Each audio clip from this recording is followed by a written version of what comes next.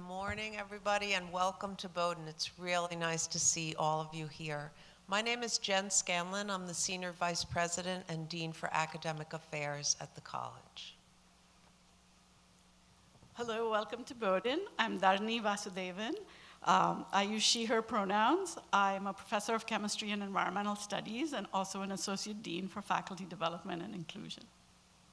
Hi everyone, I'm Kelly Navarro. I'm a senior here at Bowdoin. I use she, her pronouns. I'm a biology major and education minor, and I'm excited to talk with you all today. Hi everyone, my name is Seamus. First off, welcome to Bowdoin. I use he pronouns. I am a chemistry major and I'm really excited to get to talk to you guys about academics.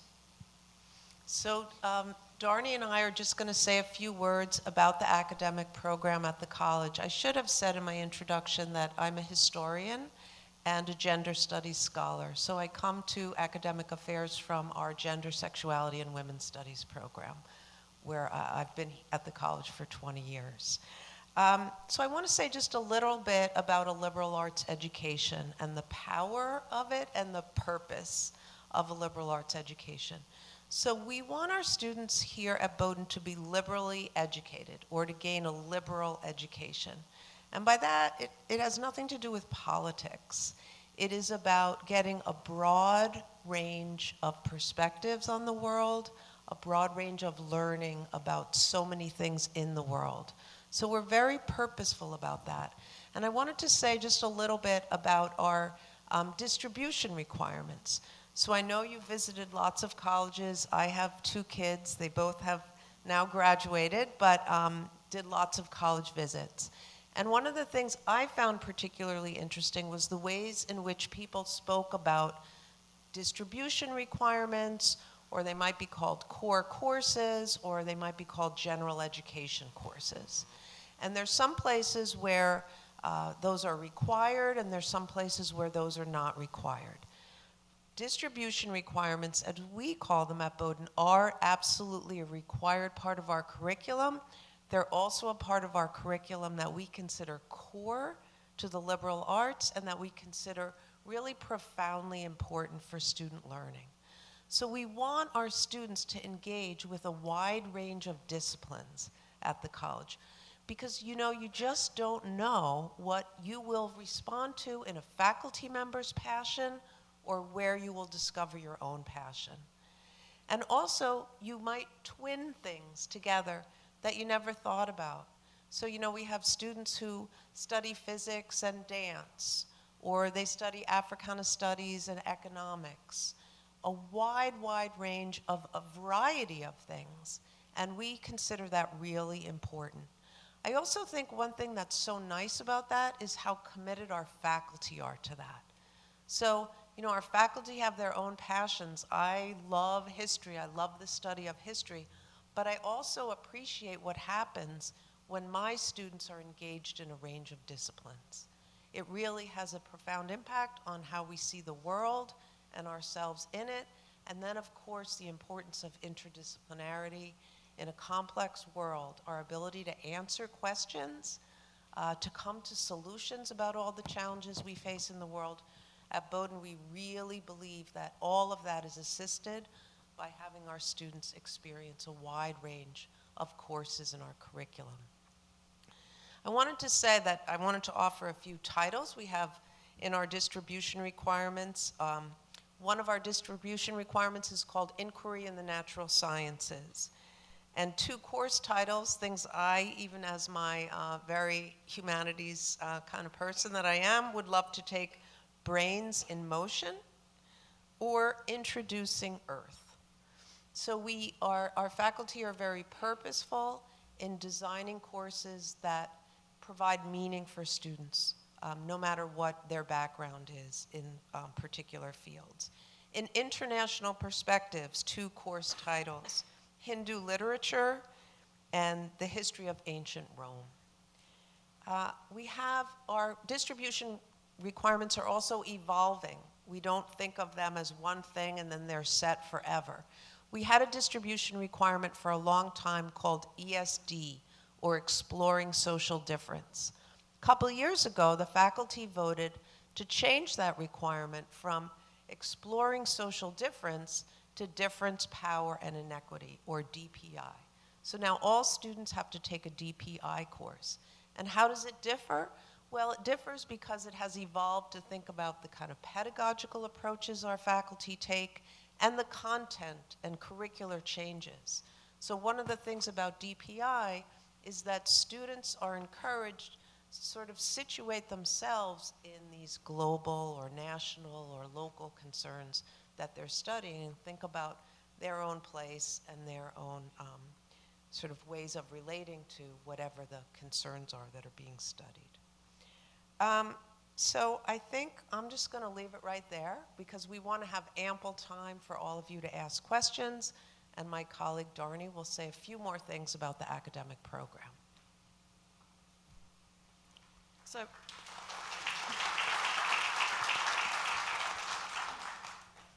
I wanted to talk to you a little bit about faculty-student engagement.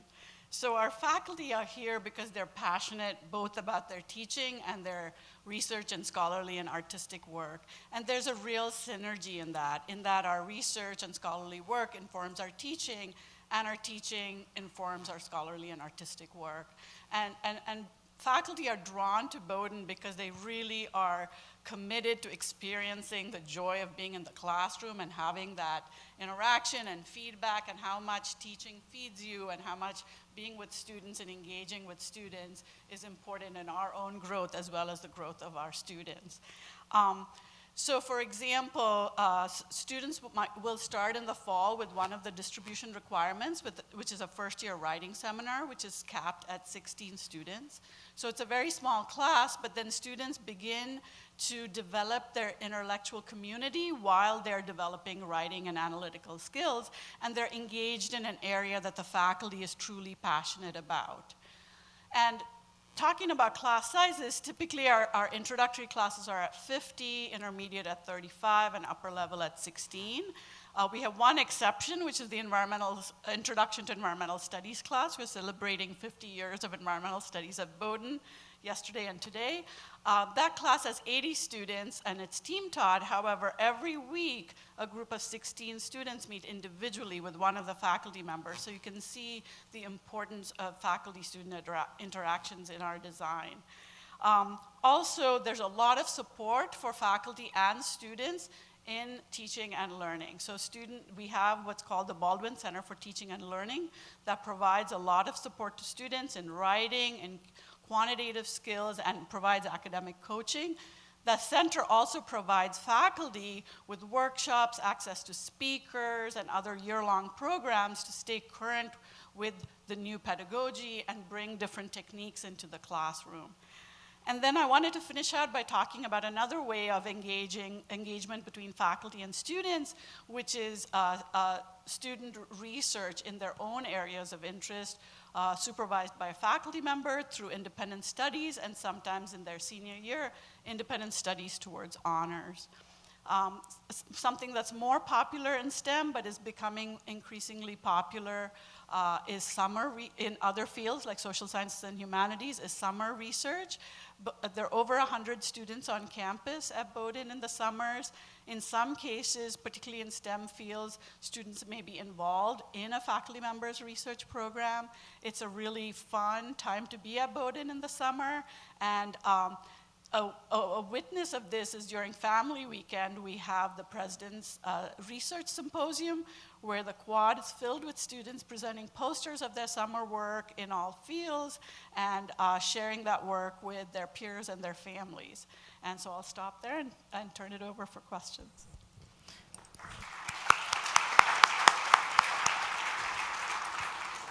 Well, wonderful. We are excited, our panelists, I should say, are excited to hear questions, particularly from admitted students, but all are welcome to ask them. We have 2 admissions staff members in the aisle with a microphone. If you have a question, you'd like to raise your hand, they can come to you and we can call on you to ask your question.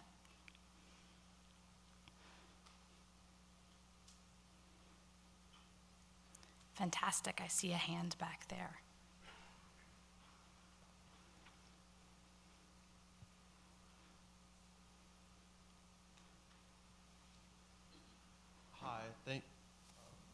Hello? So I have a question about at what time in your journey at Bowdoin are you able to participate in these like elective classes that just are like super interesting? And is that like your decision, or is it more like your academic advisor will work with you and tell you what you should be put in? So yeah, like what freedom do you have to choose these elective classes? Thank you.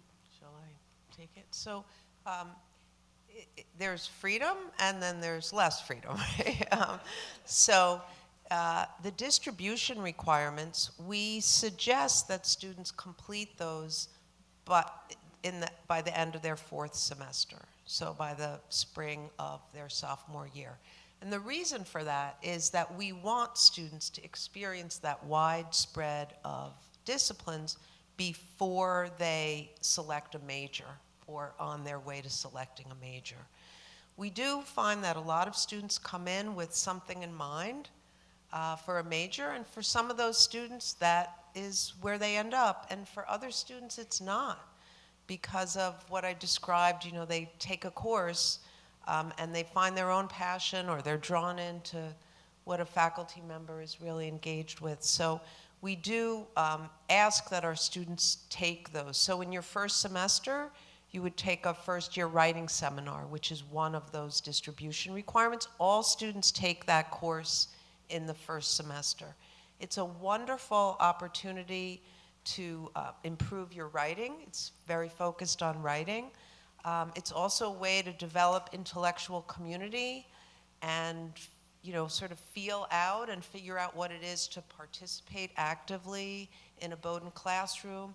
You're with a set of peers in that space rather than students at other levels where you might feel intimidated. So it's a chance to really, you know, gain comfort level and a voice and a writing voice. So those are terrific classes. So there is a lot of leeway. There are many different kinds of courses that count in those distribution requirements.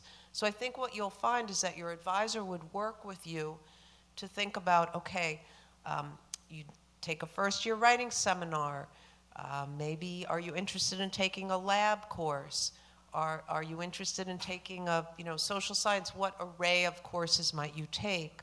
But keeping in mind this requirement that you do take this set of courses across the curriculum. I'll also jump in for this one. I feel like throughout my experience, yes, we have these distribution requirements. They've been relatively easy to meet, and to meet in a way that I really feel like I'm engaging with the coursework in like a meaningful way. For example, like my first year writing seminar, I am a chemistry major. I came in, I kind of knew I wanted to do chemistry, but I took a first year writing seminar in English on Joan of Arc, which is incredibly focused and specialized, which is one of those like creative type of classes that the first year seminars even satisfy it. So I would say from day one, you're taking these like really cool, exciting courses that focus, like have a broader scope, as Dean Scanlon was saying, and are helping you develop your skills, but are also allowing you to do something you really love and are interested in. And that's what I would say for all distribution requirements as well. I don't think there's been a course at Bowdoin where I'm like, oh, I'm taking this because I have to, because someone is like forcing me to, and I'm hating it because I don't care about it. Never felt that way at Bowdoin.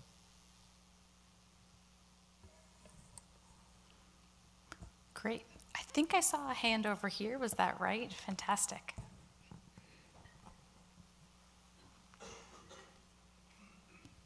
Hello, everyone. My name is Zach. I was just wondering for the students, how difficult has it been to get to the classes that you want? Like, there's like a certain amount of like spots. I was just wondering if it was a difficulty, and how often is it a difficulty? I haven't had a lot of difficulty getting in my classes, but I also started my major really early. But I think generally I've heard from other friends that it hasn't been difficult to get into classes, especially because a lot of the classes you're expected to take at some point you're like during your time at Bowdoin. So for example, I think of like the higher level seminars, you usually take those your junior year, senior year. So you sort of have this timeline that's built into your major, and it usually works for people here at Bowdoin. Yeah, and I'll add to that. Course scheduling here is not first come, first serve. It's not a mad rush at like 9 a.m. on a Wednesday. It's you methodically think through what you want your schedule to look like the next semester. You talk to your advisor, and you go request courses, and an online program sorts you in based on different preferences, based on your major, class year, things like that. I've never reached the place where after 2 rounds of that registration, I have fewer than 4 classes, which is a full course load at Bowdoin. And I always feel like for my distribution requirements and everything, I'm able to get into any classes in any other major. I've taken classes not only in chemistry, but also government, Africana studies, English, Asian studies, religion, and a ton more. And I feel like I easily got into those classes. There was room. You can go and do whatever you want. You shouldn't feel constrained by your major or your class year. I do want to say that there are some times when a student will not get into a class that they want, that they're, as we said, if your course size is 35 and we have 2,000 students, there's certainly the possibility, right, that there will be more students trying to get into a course than there are seats. Our advisors work with students to think, our advisors are our faculty, and they work with students to think about how all things fit together in their program. But also, if you are closed out of a course one semester, then you have priority to get into that class another semester.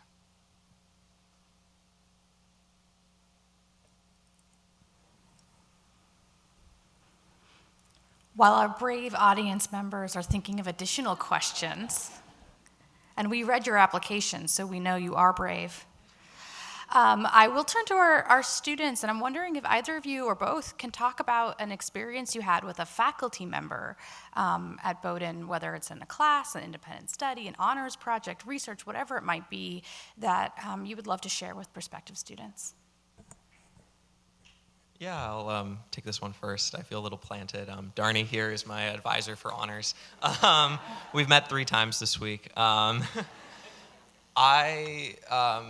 Sorry, I lost the question, but I'll just speak to how awesome it's been. I love Darnie. The collaborativeness of working with your advisor here at Bowdoin is just so, it's intense in a good way, in that you're able to just walk into their office whenever you need to. You're able to make appointments with them on I need to meet with you in 24 hours, and they're like, you got it, here's when I'm free, and then you just make a time. I feel like also, I just feel so respected by Darnie as well. It's not something where she's just giving me a project and saying, go do this, and then I get the data and I give it to her, and then she does all the analysis. No, she's like, I remember my first time I did summer research here in 2021, I showed up during the first week. All I did was read papers, because she was like, hey, you have to come up with your project, and you have to want to do what you want, what you're going to do in my lab, and you have to enjoy it, because it's going to take a lot of time and be tiring. And so I got the freedom to look through her previous work, literature in the field, and really develop a question, a research question, and then goals to answer that question. And I've carried that through to an honors project, and I love doing it. And yeah, just thanks, Darnie, I guess. I'm also doing an honors project this year, and it's been a long time coming, because I actually started my research during the marine science semester, which is a capstone experience that you can have here during any year at Bowdoin other than your first year, and you're engaging in marine bio research and classes. And so I started my research with one of my honors advisors, but I have 2 of them, and it's just been such a supportive environment to do research. I'm a first-generation college student. I did not have a lot of research experience coming into Bowdoin, and now I've been doing this research for 2 years, and we're coming to a close over the next few weeks. But one of my research advisors is Dr. Carlin, and the other one is Dr. Amy Johnson, and they've just been constantly pushing me, constantly reassuring me that things are going to be okay when I get my data a week before I have to present, and I'm freaking out, but it always works out in the end, because I have these support systems by my side, and now I've presented this work at national conferences, and I've gotten the chance to show other students that either look like me, that have similar experiences as me, that they can do something like this. So it's been a really, really special experience.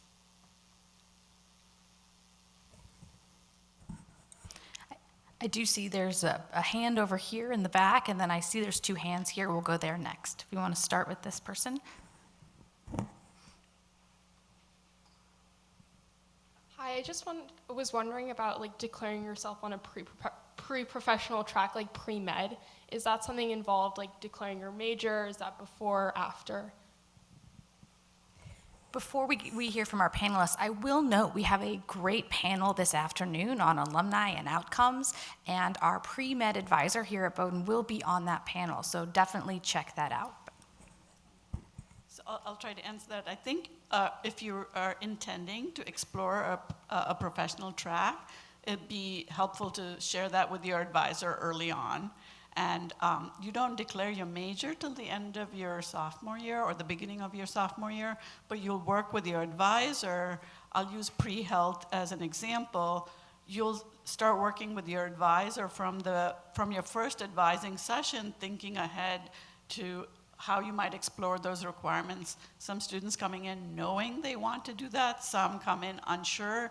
Either way, you can get started going through the list of courses that you kind of have to take, say, for pre-med or any other forms of pre-health. So that advising starts early on, and as Emily said, we have a pre-health advisor. We have an office that has information sessions and gets you on that track.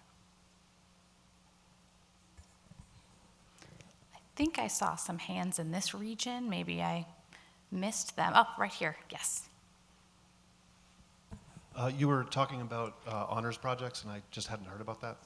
Could you just sort of explain, is that something that everybody does, or in an honors category? Yeah, I can speak a little bit to that. An honors project is definitely not something that everybody does. So the honors project really is focused around being a capstone experience where you conduct research in the department that you want to do the research in, and that research looks different across departments naturally. So my honors project in chemistry is going to look a lot different than someone's honors project in government, but the expectation that you're doing research, coming up with a research question, answering it using evidence that you've found yourself, and it's a novel question as well, is still expected across all departments, I believe. I don't want to speak too broadly, but it's mostly a independent class type thing. For chemistry specifically, we have like weekly seminars where either a guest speaker is brought in or we do a workshop on like writing or research, how to research, things like that. But it's something that I wouldn't say all Bowdoin students do, but I don't even want to put a number to it, actually. I know a lot of people who do them, and I know a lot of people who don't. And if I can jump in, some students will choose to do an independent study but not do honors. So I've had students who say, I don't want the stress of honors because, in terms of writing and presenting, it's different from an independent study. And so they get to just do the same research and just say, I don't want stress my senior year. And it's a choice they make. And not all students choose to do either an independent study or honors. So it's totally an option that's available. Yes, here in the middle.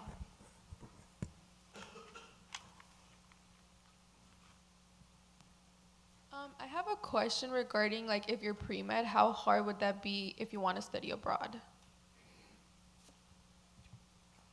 I think if you start early enough and you have that intention of studying abroad, often you can sit with your advisor and your pre-health advisor and look at how you can arrange things in sort of 3.5 years at Bowdoin to make sure you satisfy the requirements for pre-health. So I personally know of students who were pre-health who went abroad. See another person there?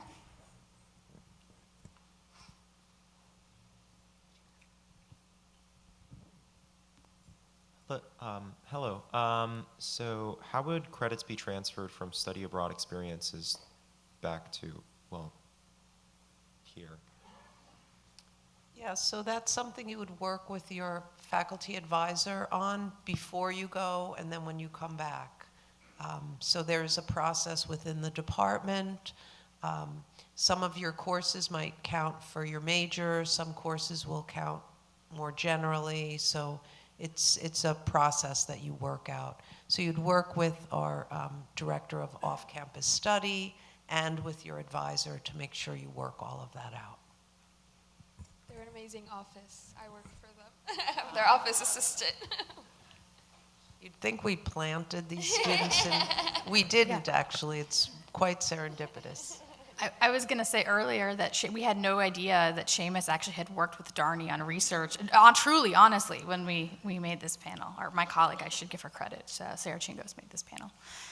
While our other audience members are also thinking of additional questions, I don't see any hands at the moment. Oh, I take that back. There is a hand in the back there. I had another question queued up, but I'm glad to turn things over to another student.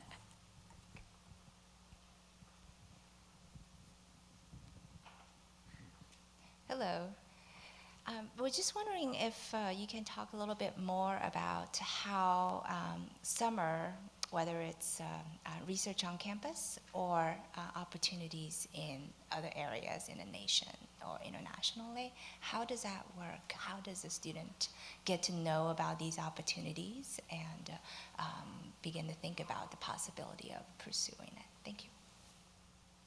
So we have, a variety of experiences that students have in the summer. So many students, as Darnie was saying, stay in the summer and do research, either with faculty in their labs or on a humanities or social science project of their choosing. We also have many students who we send on funded internships. So they might be in DC, working, in federal government. They might be in Boston. They might be anywhere. Some students might do intensive language study over the summer. There are a wide variety of opportunities, and students would learn about those while they're here from our Career Exploration and Development office, by talking with their academic advisors, by hearing about different kinds of opportunities that are widely publicized. Yeah, we also have a student fellowships office, and it's important to read your email because you'll get a lot of email from these offices with these opportunities that exist. There might be posters on campus, and so I think the information's out there. Sometimes, honestly, maybe a little overwhelming, and so it would be important to keep on top of that, to make sure you find the information you need. And I will just make another plug for our Alumni and Outcomes panel later today, which features leaders from both our fellowships office as well as the Career Exploration and Development Center. So if you're interested in learning more, definitely consider checking that out. While we're waiting for other audio, okay, I will turn things over. Eventually, I have a question for our students. If you could talk a little bit about the classroom experience from your lens, maybe we'll cue that up after this question. I had a question for the students. I was just wondering what you guys found were some of the key components of academic success at Bowdoin.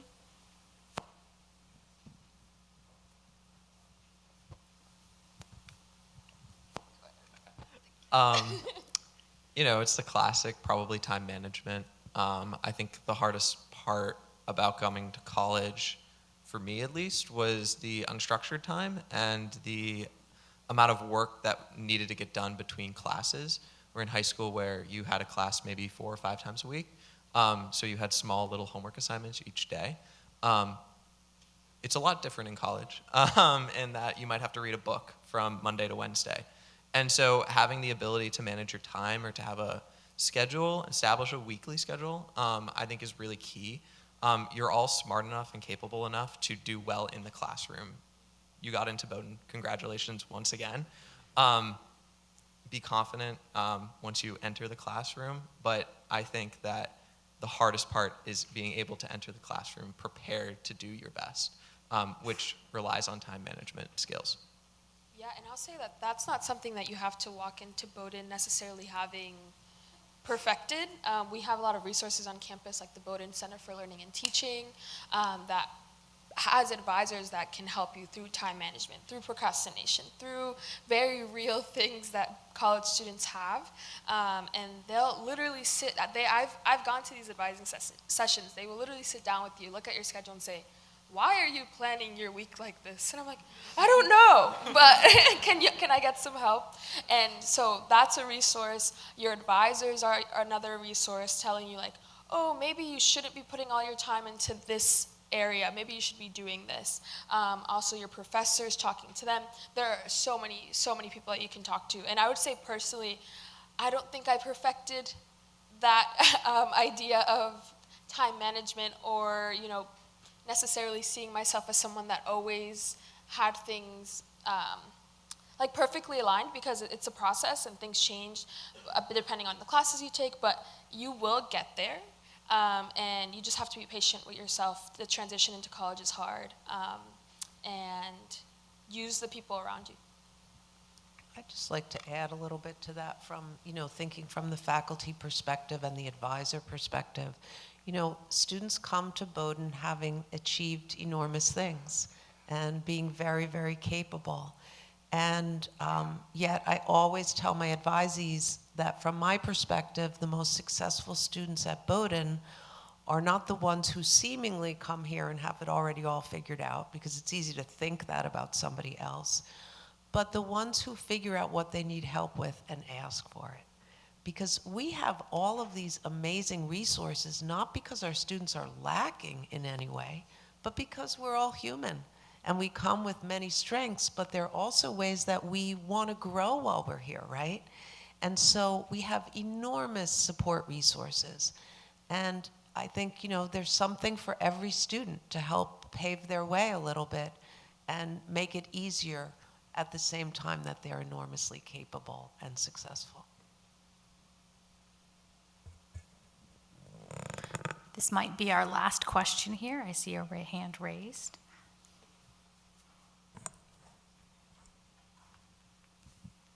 Hi. So I was just wondering if a lot of the classes at Bowdoin are interdisciplinary, or the interdisciplinary aspect is more from taking classes across departments. That's a great question, and I'll say a couple of things, and then anyone else can jump in. So interestingly, both Darnie and I are interdisciplinary scholars. So I'm a historian and a gender studies scholar. I'm in the Gender, Sexuality, and Women's Studies program, but I'm a historian. My courses are very interdisciplinary. Darnie is chemistry and environmental studies, appointed in both programs. We have a range of interdisciplinary programs: Asian studies, Africana studies, gender studies, environmental studies, and others. And we have faculty from different disciplines who teach in those particular programs. But we also have, within departments, we have interdisciplinary scholars. So there's lots of room for interdisciplinarity. We also find that our students figure those things out too, between courses that might not even seem to be linked. The students say, well, I'm taking this course and I see these links with another course, and they'll share those in class. And those are wonderful experiences for faculty to learn about. And one of the ways you can see this interdisciplinarity is you'll see a lot of our courses are cross-listed. So they'll be cross-listed between a department and a program. So in that, in and of itself, you can see the interdisciplinary link. Many of the faculty are cross-appointed in a department and a program, or in two departments. And again, that's, and more where the fun, interesting, cutting-edge scholarship is, and the really interesting pathways to teaching are at the edges of two disciplines. And I think as we see that more and more in our newer faculty joining, as well as in our established faculty. And you guys might have some perspective from the classroom. Yeah, so I, like I said, I'm biology and education, and I've taken a lot of courses that are interdisciplinary, like science education, because I'm passionate about that. But I've also taken other classes that aren't don't seem related to my major, but I've gotten the chance to like engage in projects where I can connect those. An example is I'm taking an intro to Latin American Studies class, and I've written about the intersection of research and environmental issues and environmental injustice within Latin America, because that's something that I'm interested in the future. And so there are so many connections that we can make. And even within my biology classes, my professors make it a point to say, these are the scholars that we're reading about, that we're discussing in class, and these are ways that they are crossing these disciplines. And especially when I'm thinking about research in biology, you're no longer just doing research to do research. You're also engaging in outreach. You're also doing policy. You're also doing a lot of these different things. So everything, in my opinion, is interdisciplinary, and I think Bowdoin does a really good job at highlighting that. Yeah, definitely. I think there are two courses that really embody this for me. First, I took a senior seminar with Darnie that was environmental organic chemistry. That was a chemistry course and an environmental studies course. We had a whole section on environmental justice where we spent a significant amount of time talking in class about how environmental justice, what it means and what we can do as chemists in terms of environmental justice. Another course that I'm taking right now is the Irish Story, which is an English course, but it's also cross-listed in gender, sexuality, and women's studies, theater, and then I think one more department, because it's just all-encompassing. It is just doing film, radio, classic novels, plays. It's everything, and it's really cool to be able to have courses like that. And then I think one last thing I'll add is one of my friends, always, every single semester, we are talking about our courses, and she's like, I feel like everything just comes together around week 10, and I'm doing a project in one class that is relevant in another class, and I learned something in week 2 in this class that's relevant in this class, and she is taking classes across the different disciplines, natural sciences, humanities, social sciences, and she always finds ways to connect it in her head, which is really cool.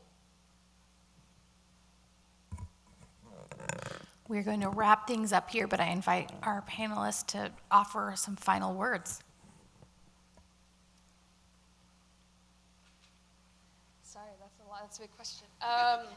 Yeah, I would just say again, congratulations for being here. You are meant to be here. You belong here, and I'm so excited to see what you all do. Sadly, we're both leaving, but this community and this network is forever. And whenever I see a Bowdoin alum outside of this campus, it's like, oh, you went to Bowdoin? I went to Bowdoin. So very much, don't be strangers. If you ever see us, I know this world is big, but if you ever see us out, if you have any questions for us, please let us know. We're here to serve you. Definitely, I just wanted to echo that. Congratulations once again. You all will do great academically here, and it will be what you make it and what you want it to be. That's what I love about Bowdoin's academics. That's why I chose to come here, is because I could really set what I wanted to do. Yeah. So I'll say congratulations again, and I hope you really do come to Bowdoin. I wanted to also note, to amplify what Kelly said in terms of our alumni network, I'm constantly connecting my current students to students who graduated from my lab 10, 15 years ago. They become each other's support group. And finally, I wanted to say, I'm still working on time management, so. And I just want to conclude by saying a couple things about what a remarkable job I have as the Dean for Academic Affairs here. So I just finished, we hired 8 new tenure track faculty already for next year. And so I interview many, many people for positions at Bowdoin. And I want to say a couple things that I tell them. One is that I really believe that our faculty could teach anywhere. And it takes a certain kind of person to teach at Bowdoin because it's the kind of person who is passionate about their research, who really wants to be engaged in furthering their own intellectual work, and who wants to work in very close, careful, and deliberate ways with undergraduate students. And that is the kind of faculty we have. And the other thing that I tell prospective faculty at Bowdoin is that one of the things as a faculty member that I love the best about teaching at Bowdoin is that when I walk into the classroom, I have to be at the top of my game. And what I mean by that is that our students want to learn. They really want to be in a classroom where learning is taking place. It's not about who's smarter or do they get this right, but how do we learn together? And when I walk in that kind of space, I'm energized for my teaching, but I'm also energized for my research. And so Bowdoin's a pretty remarkable place. Congratulations to all of you.